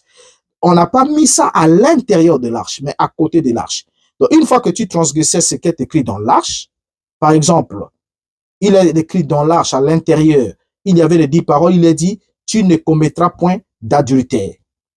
Mais lorsque quelqu'un commettait d'adultère, transgressait ce qui était à l'intérieur de l'arche, on ouvrait alors la loi de Moïse pour voir quelle est la malédiction qui doit répondre, qui doit être appliquée à celui qui a transgressé la loi de Moïse. Et alors, on verra la loi de Moïse qui dira que l'homme qui s'approchera de la femme d'autrui pour faire commerce avec elle ou commettre adultère avec une femme, l'homme et la femme doivent être mis à mort. Donc là, ce que dit la loi de Moïse, c'est la mort qu'elle donne. Elle donne la mort pour celui qui a transgressé ce qui est écrit à l'intérieur. Or, cette loi-là qui donne la mort, elle était écrite avec de l'encre. Voilà, dans un livre. Donc, avec de l'encre. Voilà pourquoi Paul présente que ce qui est écrit avec de l'encre, c'est la lettre. Et elle n'avait que pour finalité de tuer. Donc, elle n'avait pas de disposition qui dit, voilà, un homme qui a vécu sans faire commettre adultère, qui a obéi à la loi, et quelle est la disposition qui est prévue pour cet homme-là? Il n'y en avait pas. Ce n'était que lorsque tu transgresses la loi, que tu rencontres la loi de Moïse. Tu transgresses la loi de Jéhovah, tu rencontres la loi de Moïse. Ainsi, la loi de Moïse était la lettre qui tuait. Vous voyez? À la différence de l'esprit qui devait vivifier. Regardez bien. Lorsqu'on prend ce verset-là devant nous, hein, le verset 6, 2 Corinthiens 3, 6, il nous a aussi rendus capables d'être ministres d'une nouvelle alliance, non de la lettre, mais de l'esprit, car la lettre tue, mais l'esprit vivifie. Et le verset 7 ajoute, or, si le ministère de la mort, gravé avec des lettres sur des pierres, a été glorieux au point que les fils d'Israël ne pouvaient fixer les regards sur le visage de Moïse à cause de la gloire de son visage, bien que cette gloire fût passagère. Verset 8, combien le ministère de Christ, combien le ministère de l'Esprit ne sera-t-il pas plus glorieux? Vous voyez bien ici, donc on voit bien que Paul oppose la lettre, donc la loi de Moïse, à l'Esprit, autrement dit l'évangile, pour montrer que la loi, qui était une série de règles et des recommandations écrites, ne pouvait pas donner la vie, alors que l'évangile, qui est une bonne nouvelle de Jésus-Christ, est animé par l'Esprit et donne la vie. Ainsi, le contexte de 2 Corinthiens chapitre 3, le verset 1 à 6, suggère que Paul fait référence à la loi de Moïse qui était considérée comme une lettre ou un écrit. Vous voyez? Et qui accuse, qui avait pour but, puisqu'il avait dit, vous devez mettre à côté de l'arche afin que cela serve de témoin contre vous. Voilà pourquoi même Yeshua, parlant aux Juifs, il leur dit que moi je ne vous accuse pas, mais celui qui vous accuse devant mon Père, c'est Moïse. Parce que la loi de Moïse était placée à côté de l'arche pour accuser le peuple. Donc la loi de Moïse accusait, la loi de Moïse jugeait, la loi de Moïse condamnait et ne pouvait en aucun cas donner la vie. Voilà ce que Paul est en train de dire. Vous voyez? Alors, dans Exode chapitre 31, le verset 18, la Bible va nous ajouter ce qui suit. Lorsque l'Éternel eut achevé de parler à Moïse sur la montagne de Sinaï, il lui donna les 2 tables de témoignage, tables de pierre écrites du doigt de Dieu. Donc, vous voyez bien ici que ce que Moïse avait reçu, il a d'abord écouté Dieu lui parler. Ensuite, Moïse reçoit les Écritures, n'est-ce pas, qu'il est descendu avec. Maintenant, par la suite, toujours, pour montrer à notre cher ami que cette écriture de la lettre tue et l'esprit vivifie n'a aucun rapport, absolument aucun rapport, avec le fait de soutenir que les Écritures sont invalides, sont sans force, et que elles sont mortelles, elles tuent, elles ôtent la vie, mais par contre, c'est l'esprit qui donne la vie, et l'esprit sous couvert. Au fait, l'écriture ne souffre absolument de rien. Mais c'est l'interprétation que Foucault veut donner pour dire que l'esprit signifie l'inspiration. Ça veut dire qu'on peut aller au-delà de ce qui est écrit, ou encore, elle est plus forte que les Écritures. Ce qui est totalement faux. Donc, le tout premier tir, la toute première tentative utilisée par ce dernier pour justifier sa déclaration anti-scripturaire et anti-message aussi, ne dit absolument rien dans ce sens. Et par la suite, on va prendre Romains chapitre 2 pour comprendre. Romains chapitre 2, le verset 27 à 29, pour comprendre la pensée de Paul au sujet de la lettre qui tue, l'esprit qui vivifie, parce que beaucoup sont dans ces problèmes-là. Dans Romains chapitre 2, le verset 27 à 29, Paul dit, « L'incirconcis de nature qui accomplit la loi, ne te condamne-t-il pas, toi qui la transgresses, tout en ayant la lettre de la loi et la circoncision. » Regardez ici dans les propos de Paul. Paul ici s'attaque aux croyants d'origine juive qui étaient à Rome.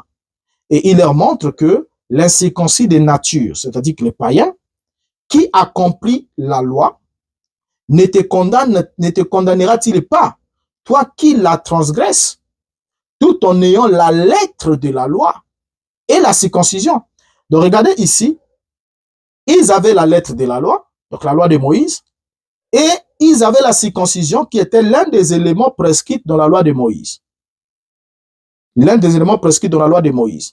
Maintenant, ici, Paul leur parle. Au verset 28, il dit, « Le juif, ce n'est pas celui qui en a le dehors. Et la circoncision, ce n'est pas celle qui est visible dans la chair. Mais le juif, c'est celui qui l'est intérieurement.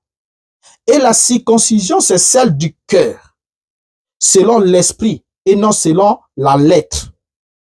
La louange de ces juifs ne vient pas des hommes, mais de Dieu. » Vous voyez ici, Paul continue avec la même lancée d'esprit qu'il a énoncé dans 2 Corinthiens pour dire la lettre tue, mais l'esprit vivifie. Verset 29 est clair, il montre aux juifs, mais le juif, c'est celui qui l'est intérieurement. Et la circoncision, c'est celle du cœur, selon l'esprit, et non selon la lettre. Parce que la circoncision, selon la lettre, demandait que tout mâle en Israël devait être circoncis le 8e jour. Et même le païen qui acceptait la foi juive ne pouvait pas manger la Pâque s'il était incirconcis dans la chair. Ça, c'était la circoncision selon la lettre. Voilà. Et cette circoncision selon la lettre ne donnait qu'une apparence extérieure. Donc, faisait des juifs du dehors. Mais Paul ici précise que la véritable circoncision n'est plus celle de l'extérieur, qui est faite selon la lettre, mais c'est maintenant celle du cœur qui est faite selon comment? L'esprit. Regardez, il met en contraste l'esprit et la lettre. Et dans Romains chapitre 7, le verset 6, il ajoute, « Mais maintenant nous avons été dégagés de la loi, étant morts à cette loi, sous laquelle nous étions retenus, de sorte que nous servons dans un esprit nouveau et non selon la lettre qui a vieilli. » Donc la lettre a fait comment? Elle a vieilli. Donc on doit maintenant servir dans quoi? Dans un esprit nouveau et non selon la lettre qui a vieilli. Vous voyez ici encore une fois de plus, Paul met un contraste entre l'esprit nouveau et la lettre qui déclare que ce dernier a fait quoi? Il a vieilli. Lorsqu'on parle du fait que la lettre a vieilli, ça veut dire que la lettre a fait 100 ans et la lettre tend vers la fin de son temps de validité. Voilà. Parce que quand on dit par exemple pour un être humain que cet être humain a vieilli, ça veut dire que ce dernier n'est plus à la jeunesse de sa vie, ce dernier n'est plus au milieu de sa vie, mais ce dernier tend vers la fin de ses jours. Parce qu'un vieil homme, c'est un homme qui regarde le soleil couchant. Vous voyez? Donc ici, Paul est en train de parler de la lettre. Il dit que la lettre a fait quoi? Elle a vieilli. Et dans l'Épître aux Hébreux, au chapitre 8, le verset 13, la Bible va souligner, en disant une alliance nouvelle, il a déclaré la première ancienne. Or, ce qui est ancien, ce qui a vieilli, est près de disparaître. Ce qui est ancien, ce qui a vieilli est comment? Est près de disparaître. Vous voyez? Ainsi dit, lorsqu'on regarde ici ces versets que nous avons alignés, ça nous permet déjà d'avoir une idée claire sur le rapport, la déclaration de Paul sur la lettre tue, l'esprit vivifie. Ça ne veut rien dire de ce qu'on vous balance à tout moment devant l'évidence d'un verset biblique pour dire, écoutez, ces versets-là, parce que d'autres ont même le courage, hein, même dans le Nouveau Testament, vous leur présentez un verset biblique, texto, qui dit quelque chose qui n'a pas besoin qu'on donne une explication. Il va vous dire, mais écoutez frère, ça c'est la lettre. Mais l'esprit dit quoi? Quel est l'esprit derrière la lettre? C'est pas ça. C'est pas ce que dit Paul. Voilà pourquoi Pierre avait raison de dire que lorsque vous lisez les lettres de Paul, les gens mal affermis et non instruits, c'est-à-dire ignorants, déforment le sens pour leur propre ruine. Il dit qu'il faut faire extrêmement attention. Parce que Paul, c'est un érudit. Et Paul écrit. Paul oriente aussi la manière que vous devez lire ces lettres. Et quand vous le lisez, Paul dit, après que vous ayez lu la lettre que je viens de vous envoyer, envoyez-la à telle église et demandez aussi à cette église de vous renvoyer celle que je leur avais envoyée afin que vous la lisiez aussi. Pourquoi est-ce que Paul le faisait? Parce que Paul savait que les informations qu'il donnait étaient des informations complémentaires. Voilà pourquoi, pour comprendre ce que Paul dit dans 2 Corinthiens 3, verset 6, la lettre tue, l'esprit vivifie, il fallait aussi aller lire ce que Paul a dit aux Romains. Et donc, quand vous allez prendre ce que Paul a dit aux Romains, vous allez comprendre le contraste que Paul établit entre le ministère de la mort, qui était celui de la lettre de Moïse, bien sûr la loi de Moïse, liée au sacerdoce lévitique, sacerdoce sous lequel reposait la première alliance conclue avec Israël.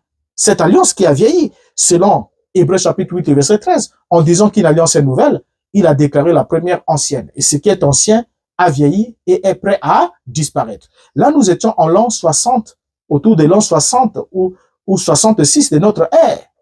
Donc, autour des années 60, l'écrivain qui écrit aux croyants hébreux leur dit que la première alliance a vieilli et elle est prête à faire quoi? À disparaître. En d'autres termes, ils étaient dans une phase de transition entre l'ancienne alliance, qui était l'alliance de la lettre, et la nouvelle alliance, qui était l'alliance de l'esprit. Donc, ça n'a aucun rapport pour justifier que l'inspiration est plus forte que les Écritures. Jusqu'ici, jusqu'à ce niveau, il faut qu'on n'a absolument rien dit. Absolument rien dit. Et puis, il va nous dire à la fin, il dit que l'esprit de la lettre va plus loin que ce qui est écrit. C'est faux. Paul dit que vous devez apprendre à ne pas aller au-delà de ce qui est écrit. Vous devez en faire une application. Donc, l'esprit de la lettre dit que l'esprit de la lettre va au-delà de ce qui est écrit. Ça, c'est aussi dire autre chose. Mais alors que dans ce passage qui dit la lettre tue et l'esprit vivifie, Paul est clair. Ça n'a aucun rapport avec l'inspiration est plus forte que les Écritures. Donc, l'esprit de la lettre va plus loin que ce qui est écrit, déclaré par Foucault, est une fausse déclaration.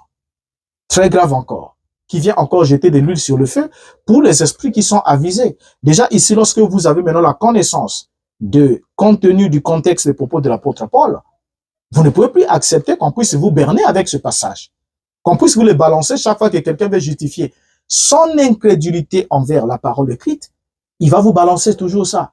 Que ce soit un verset de l'Ancien comme du Nouveau Testament, quand quelqu'un ne comprend pas un verset ou ne veut pas accepter l'évidence claire apportée par ce verset, la personne va vous balancer cette déclaration en disant que la lettre tue, mais l'esprit vivifie. Et pour vous dire que je n'accepte pas ce qui est écrit, j'accepte ce que moi je conçois par l'esprit, par la révélation. Donc moi j'ai la révélation. Alors que devant une évidence scripturaire, on n'a pas besoin de la révélation, mais on a juste besoin de l'élimination. Ainsi dit, on comprend ici que Paul ne parle pas du fait de dévaloriser les Écritures pour privilégier l'inspiration.